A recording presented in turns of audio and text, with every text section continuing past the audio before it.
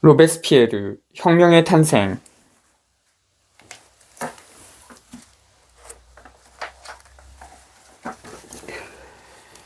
노동자들의 움직임에 종지부를 찍기 위해 공안위원회는 민심을 얻지 못할 것이 당연한 해결책을 채택했다.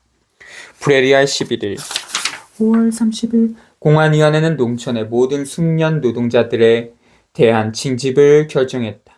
브레리아 13일 6월 1일 그 조치는 모든 분야의 노동자들에게 확산됐다.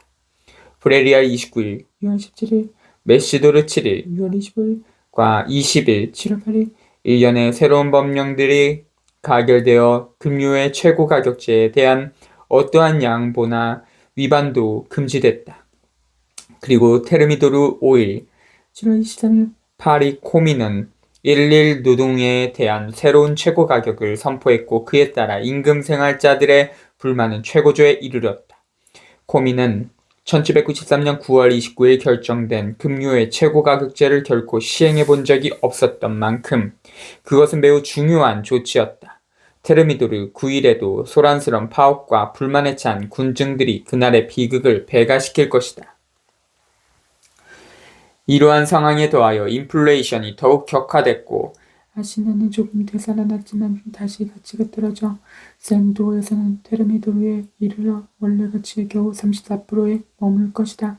1794년의 수학이 형편없을 것이 예고되어 굶주림의 한 해가 예견되고 있었음을 고려한다면 그리고 산킬로트의 정치적 불만과 사회적 실망을 기억한다면 격렬한 동요에 휩쓸릴 것을 우려한 두 위원회가 한편으로는 바레르, 다른 한편으로는 생제스가 권고한 대로 로베스피에르와 화해하려는 시도에 동의한 것을 이해할 수 있다.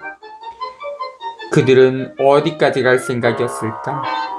얼마나 진실이었으며 어떤 저희를 가지고 있었는가?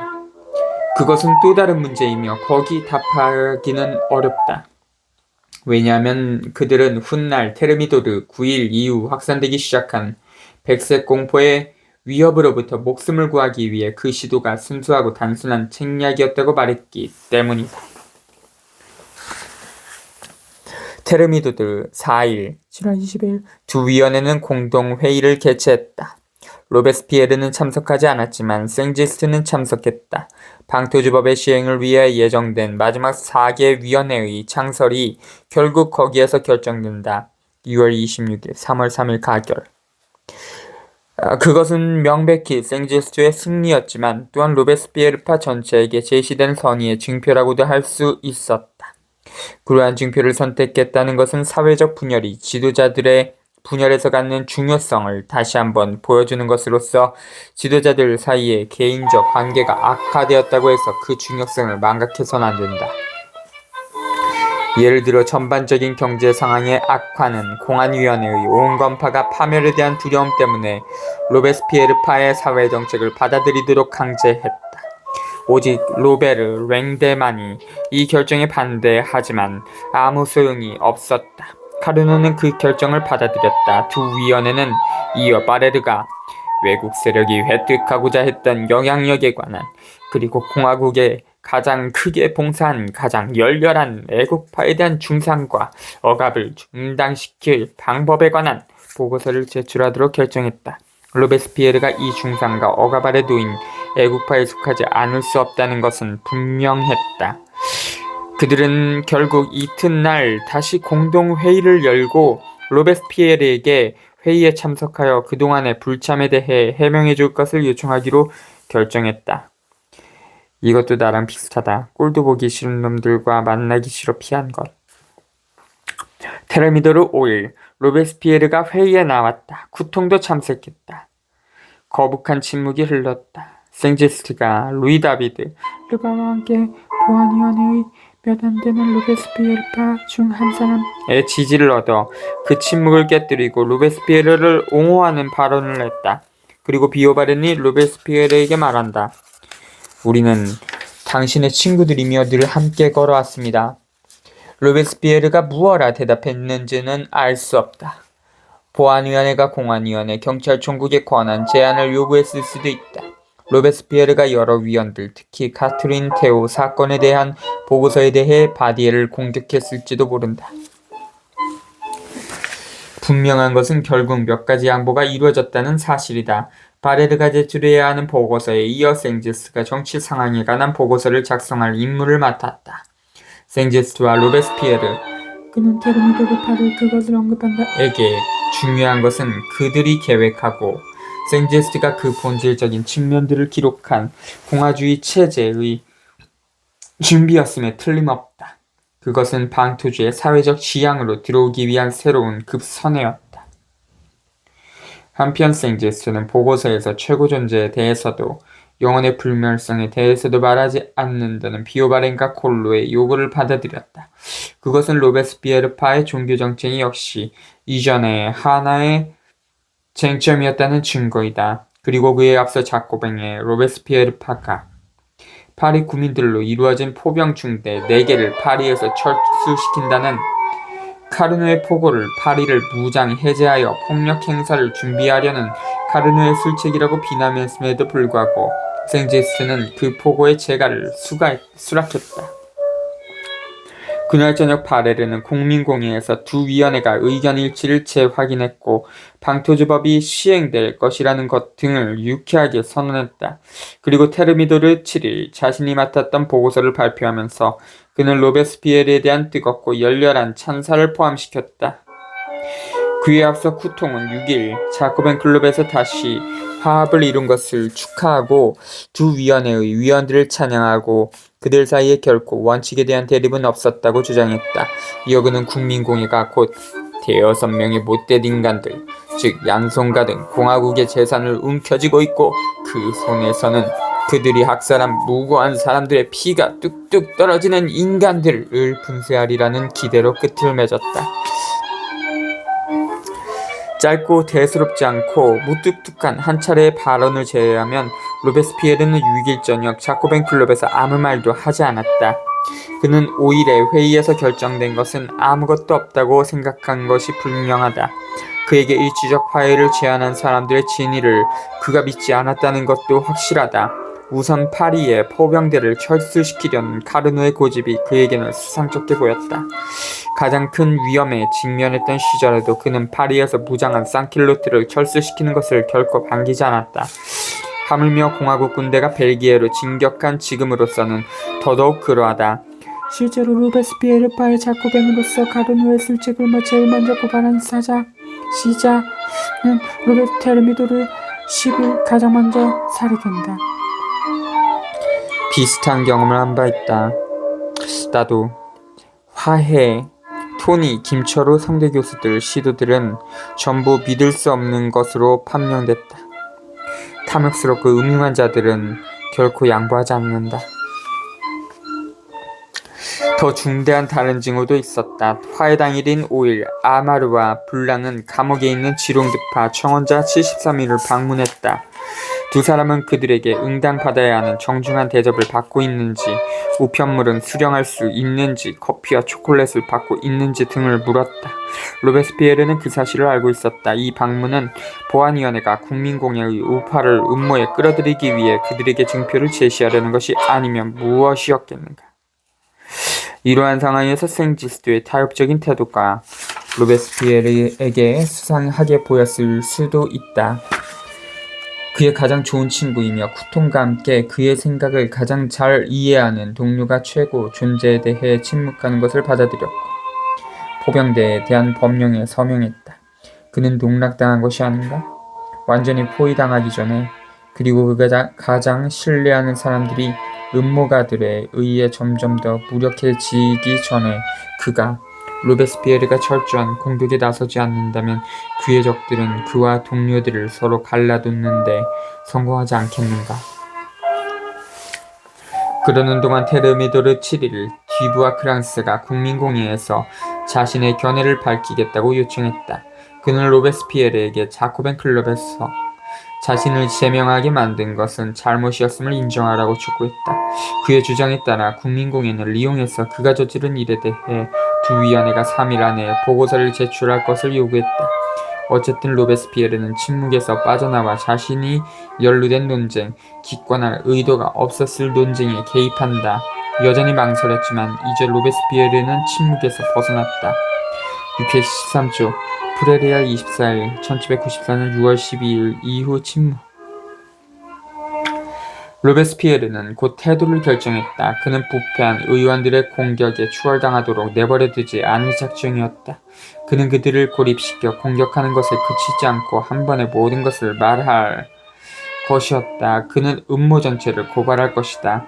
그리고 자신을 둘러싸고 있는 참을 수 없는 정치적 분위기에 혁신을 요구할 것이다. 생지스트의 충고도 심지어 구통의 충고도 받아들이지 않고 세원 의회의 논쟁들에서 그럴 수 있었던 것처럼 혼자서 그리고 더 비극적으로 그는 밤에 서둘러 자신의 가장 긴 연설, 자신의 최후의 연설을 준비했다. 테르미도르 8일 그는 국민공의 연단에 올랐다. 그는 자신의 마지막 운을 시험한다. 그도 그것을 알고 있었다. 그는 그렇게 말했다. 48시간 후면 모든 것이 끝날 것이다. 역사적 추정을 조금이라도 좋아한다면 만일 이러저러 했다면 어찌 되었을 것인가를 묻지 않기란 어렵다. 만일 다음 이틀간의 논쟁이 다르게 전개되었더라면 만일 로베스피에르가 더 인내심을 발휘하여 돌진하는 대신 슬슬을 쓰는 쪽을 받아들였다면 오히려 화해가 조금만 더 지속될 수 있었더라면 두 위원회의 다수파가 마음속 깊이 진지하게 화해를 추구했더라면 다음 몇 년간의 역사는 어떻게 달라졌을까? 문제를 제기하자마자 답을 할 수 있다. 아마 큰 차이는 없었을 것이다. 그럼에도 불구하고 매우 중요한 한 가지는 달라졌을지 모른다. 우리는 오늘날 동맹국들이 교환한 서신들을 통해 그들이 로베스피에르를 안정적인 독재를 확립한 새로운 크로멜로 보았고 그가 몰락하던 순간 그와 단판을 지을 생각을 가지고 있었음을 알고 있다. 만일 혁명정부가 몇 달 더 결속과 권력을 유지할 수 있었다면 다음 겨울 프랑스의 군사적 노력은 훨씬 더 잘 지탱되었을 것이고 테르미드르 이후 실제로 그랬던 것보다 더 큰 활력을 지녔을 것이다. 따라서 프랑스는 1795년 프로이센과 맺은 바젤 화약보다 더 신속하고 더 유리하고 더 포괄적인 평화 조약을 체결할 수 있었을 것이다. 1795년 4월 4에서 5일 프랑스와 프로이센은 바젤 화약을 체결했다. 이 조약에 따라 프랑스 군대는 라인강 우환으로 프로이센 영토로부터는 철수했으나 전면적인 평화가 도래할 때까지 라인강 좌안의 영토는 계속 점령하게 됐다.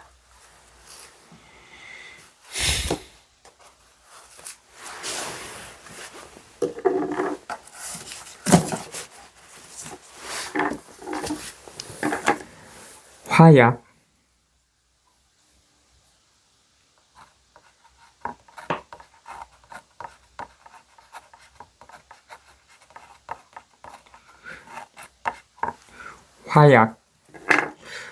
평화협정 비슷하게 리하하면 될 것 같습니다.